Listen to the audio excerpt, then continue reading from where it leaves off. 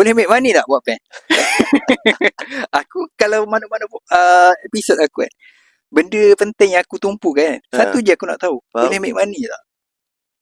Apa-apa bidang macam member aku hari tu, pasal hobi dia. Boleh make money tak? Dia cakap boleh. Dalam masa 4 hari dia pernah buat 1,000. Oh, faham. Aku cakap boleh. Dia cakap still dia rasa tak untung sangat. Tapi aku cakap kat dia, kau patut bersyukur. Orang buat sebulan 1,000, kau dalam masa 4 hari boleh buat 1,000. Kalau pada aku, untuk yang ni, boleh. Tapi kena gayanya lah kan. Betul. Kita kena tengok, okay macam ni, apabila kita buat band, Okay. kita akan ada keluar lagu, betul? Betul.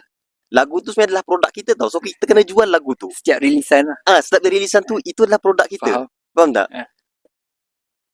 Tapi apa yang terjadi? Itulah dia sebenarnya.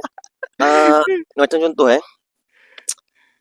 yang kurangnya pada akulah. Ni pada akulah. POV kau lah. POV kita tak aku, melibatkan orang lain. POV aku kita kurang marketing. Okay. Untuk produk kita. Which is lagu ataupun album lah. Sebab apa?